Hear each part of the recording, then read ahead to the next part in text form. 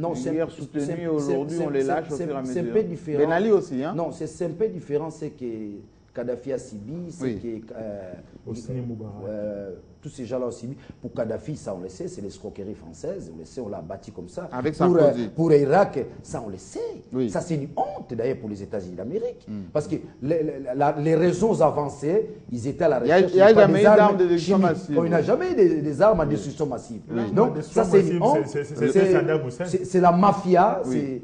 c'est la mafia, n'est-ce pas, internationale, qui Oui. joue, qui manipule les choses. Oui. Mais je reviens maintenant pour, n'est-ce pas, Paul Kagame. Oui. Si aujourd'hui Kagame a de sérieux problèmes, mais les ramifications conséquentielles vont se sentir aussi chez nous ici. Oui. Kagame nous a infiltrés à tous les niveaux. Il nous a infiltrés au niveau des services, il nous a infiltrés au niveau des institutions, il nous a infiltrés au niveau de l'armée. Et maintenant, si cet homme-là, Hitler d'Afrique, avec son parti FPR, qui aujourd'hui serait considéré comme les partis nazis, n'est-ce pas, d'Afrique, on est tenté de les récupérer petit à petit. Moi, je crois que les masques vont tomber, les masques sont tentés de tomber. Pour dire que c'est... Il faut qu'on fasse une analyse plutôt froide pour comprendre un tout petit peu. On a vu l'Américain qui se réfugie en ce moment en Russie sortir beaucoup de vérités sur le système américain d'écoute, etc. Et beaucoup de gens ont dit que c'est aussi une manipulation de la CIA parce que la CIA aimerait bien distraire la population par rapport à la guerre en Afghanistan, un peu partout. Dans les cas d'espèce, qu'est-ce qui se passe qu'on puisse laisser une journaliste de la BBC sortir un élément aussi sulfureux, pertinent, qui attaque des fonds et qui dit complètement le contraire qui a été dit, et à Arusha, parce que rappelons qu'il y a eu quand même un tribunal à Arusha qui est revenu sur les génocidaires, qui a développé. Il y a eu des procès en France, il y a eu juge Brugger, il y a eu énormément d'analyses qui ont été faites autour de ceci, mais on n'a jamais développé des choses à ce point. Merci. Je pense qu'il y a risque compte tenu de contentieux. Est-ce qu'il y a manipulation? Je veux répondre à votre question, mais je souligne d'abord qu'il y a risque, nous en tant que journalistes congolais, d'apprécier ces rapports du génocide, compte tenu du contentieux que nous avons avec le Rwandais. Oui. Donc, parce qu'on va dire que c'est de la passion des Congolais. Pas les Rwandais oui. contre Kagame, Oui. compte tenu de comment est-ce qu'il nuit notre pays. Oui. Et nous risquons facilement de tomber dans une subjectivité qui risquerait de paraître comme un militantisme primaire. BA, oui. Parce que jusque-là, nous disons, BBC a publié, a diffusé, mais les gens qui nous regardent ne savent pas ce que BBC a dit. Bon, la première chose, c'est que c'est dire... Grosso modo, pour un peu, je dirais, je vais vous laisser continuer, la BBC dit le génocide rwandais a été programmé. Le déclencheur, c'est la mort de Birimana. Et les commanditaires, c'est le FPR qui voulait à tout prix arriver au pouvoir coûte que coûte. Et ils ont donné une série de témoignages de ceux qui étaient avec Kagame pendant qu'il y avait cette opération, des Occidentaux, etc. C'est pas très propre de dire que c'est BBC. C'est un confrère journaliste. C'est un confrère, une consoeur. Qui a mené des investigations et qui a monté un bon documentaire avec des interviews.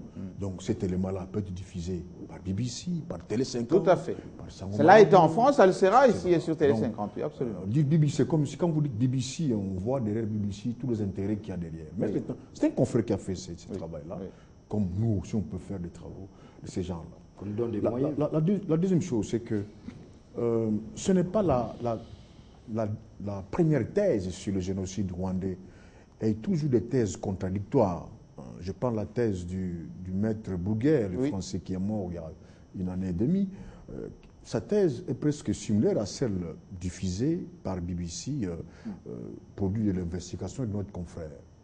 Mais il y a aussi une thèse contraire à ça, la thèse de l'ancien commandant de l'ONU de casque le Canadien. Le Canadien d'Ambler, qui lui a démontré en fait que ce n'était pas l'FPR et que c'était simplement les Hutus qui avaient tué à Birimana parce qu'ils n'étaient pas d'accord avec les accords d'Arusha. Oui. Je ne pense pas que ce soit la dernière thèse. Une autre sortira encore. Alors qu'est-ce qui fasse Kagame et ses acolytes? Il y a trois affirmations, trois volets essentiels, et ces volets détruisent même la thèse génocidaire telle que soutenue par l'FPR et qui fait la force de Rwandais à travers le monde. D'abord, le premier volet, il est sémantique. pour Kagame et les autres, on ne parle pas du génocide rwandais, c'est le génocide des Tutsis. Alors, chaque fois quand vous évoquez le génocide rwandais, alors on vous qualifie de révisionnistes, parce que pour eux, ce sont les Tutsis qui ont été massacrés par les Hutus. Parce qu'ils sont Tutsis. Or, dans ce documentaire, on démontre qu'en fait, il y avait 600 000 morts Tutsis contre 800 000 Hutus. Donc ça met en branle tout ce qui a été développé. Cette expression de génocide Tutsi. Et ça remonte à la surface, le génocide rwandais tout court. Deuxième chose, c'est que pour Kagame et ses acolytes, ce n'est pas lui qui avait abattu l'avion. Habyarimana, oui. Habyarimana. Or, le collègue a dû interviewer le plus proche de l'époque, notamment Mwanawasa. Oui. Ce n'est pas pour rien qu'il est malmené pour chasser. Et on tient à le tuer à tout prix comme. Mais non pas seulement lui, oui. le défunt Patrick Kéréguéa, oui. qui était très proche. Donc, c'est un chef de service, hein. Donc en fait, donc les commanditaires. Oui. Enfin, si jamais la thèse s'avérait, oui. c'est lui le commanditaire. Absolument. Et lui aussi donne sa version et tout ça qui corrobore pour contrecarrer la thèse officielle de Kagame. Et enfin, l'opposante Victoire Ingabire. Oui. Qui est condamnée. Qui est en prison. Oui. Donc c'est pas seulement condamné, mais en prison. Au Rwanda où on met les opposants en prison. Alors, Victoire Ingabire. Mais ailleurs on les amnistie quand même. Victoire Ingabire qui est Hutu. Et là j'apprécie son courage. Oui. Elle démontre dans ses déclarations, dans cet élément, elle démontre qu'en fait, ce sont les Hutus qui ont plus péri dans cette histoire. À part les 800 000 Hutus tués pendant le génocide proprement dit, mais Kagame a traversé la frontière pour éliminer tous les Hutus qui étaient en RDC. Donc nous, quand nous parlons ici, n'oublions pas que nous également, nous avons servi de tremplin pour que Kagame acheva son œuvre qui était d'éliminer les Hutus. Alors, quand vous prenez les Hutus qui étaient à la RDC, qui avaient fui les génocides, qui avaient fui l'arrivée au pouvoir du FPR, plus les 800 000 tués pendant les génocides. Donc, la conséquence, c'est quoi? C'est que ce sont les Hutus qui ont plus péri pendant. Alors, ça fait fâcher Kagame. Le confrère, il a fait un travail très intéressant. Ce n'est pas seulement hier, parce qu'il a fait ça avant. Ça fait 5 ans, depuis qu'il avait interviewé Victoire Ingabire. C'était sorti aujourd'hui. Il s'est servi et de la thèse d'Emler, le Canadien, et de la thèse de Bouguer. Bon, maintenant, on s'est posé la question, comment est-ce que Kagame pourra réagir? Parce que je me rappelle à l'époque, lorsque Bouguer avait sorti la thèse selon laquelle c'est lui, Kagame, qui serait commanditaire de la mort d'Habyarimana. Il a coupé les relations? Coupé les relations diplomatiques avec la France. Et même jusqu'aujourd'hui, la France et le Rwanda, le climat a toujours été nuageux. Et d'ailleurs, la dernière célébration, le ministre français... On a chassé l'ambassadeur. Pas qu'on a chassé, l'ambassadeur n'a pas assisté à la cérémonie. Oui. Simplement parce qu'on n'a pas voulu que Taubira aille représenter la France. Donc, la bruit des Français. Alors moi, je trouve que maintenant, Kagame se trouve un peu en deux marteaux. Parce que si aujourd'hui il réagissait comme il avait réagi lorsque Bouguer avait sorti sa thèse, ça lui tombera dessus. Alors ça risque de rencontrer tout ce que les amis ont rencontré ici, que voilà, Kagame est lâché. Mais je pense que nous n'allons pas vite en besogne. C'est à nous de tirer les leçons par rapport à tout cela. Je ne pense pas que les acteurs de l'histoire font l'histoire. Je ne pense pas que Hitler pouvait faire une bonne histoire de la Deuxième Guerre mondiale. Je ne pense pas que Vichy pouvait raconter comment est-ce que la France a vaincu l'Allemagne, lui qui était du côté de vaincus. Et j'estime qu'aujourd'hui, les vaincus commencent à parler. Parce que Kagame, c'est un vainqueur, commence à parler. Et non pas seulement les vaincus, même ceux qui étaient vainqueurs avec Kagame commencent à parler. Et ça explique la rage que Kagame a face aux hommes comme Mwanawasa et pourquoi il avait tué sèchement Patrick Kéréguéa et pourquoi il continue à garder Victoire Ingabire en prison. Et je pense qu'il avait déjà ces informations avant que Ingabire puisse être arrêté. Alors maintenant, les Congolais, lorsqu'on en parle, le Rwanda risque de dire, ah voilà... toujours les mêmes. Toujours les mêmes, etc. Mais bon, est-ce que nous devons... Et si ce document était analysé par les Congolais, qu'est-ce qu'on aurait dit? Subjectif, non? Mais on vient de le faire. Je pense qu'on l'a fait sans état d'âme, objectivement. Oui. On n'a pas pris parti. Moi, je ne pense pas que ce soit la dernière thèse. Et peut-être que parmi les thèses qui seront des thèses intéressantes, celles écrites par des Congolais.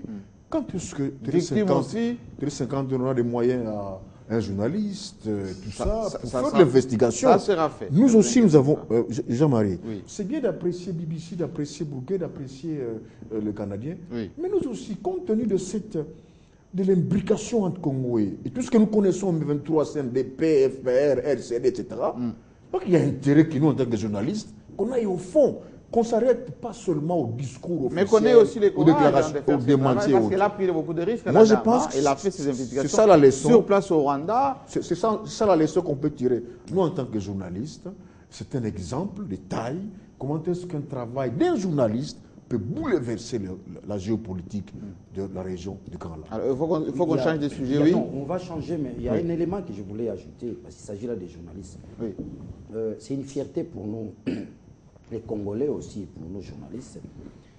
Ça, c'est un élément, il faut qu'on le sache. On n'a jamais peut-être parlé de cela.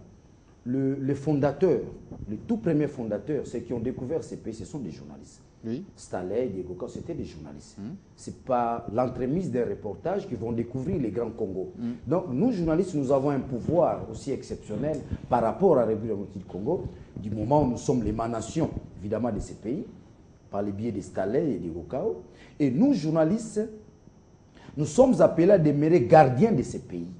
D'autant plus que nos ancêtres, les ancêtres qui ont découvert ces pays sont journalistes. Ça, c'était juste une parenthèse.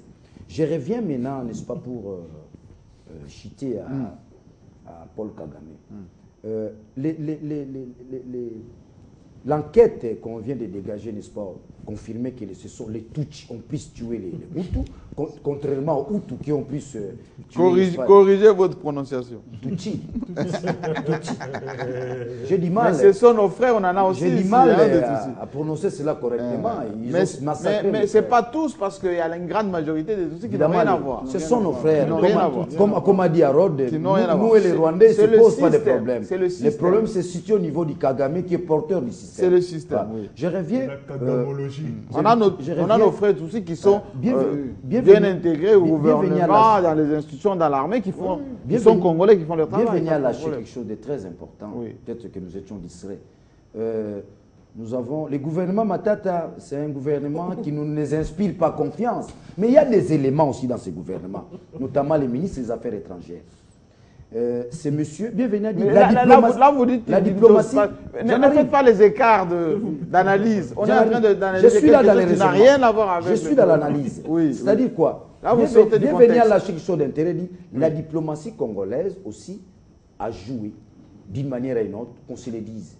Et si c'est la diplomatie congolaise, nous connaissons le patron, c'est Raymond Tshibanda. On les salue. Oui, mais il est piloté par Matata, n'oubliez pas. Et Matata est piloté par Joseph Kabila. Absolument. Les chefs, les disciples peuvent faire mieux. Merci beaucoup. Changeons de sujet, il nous reste 5 minutes.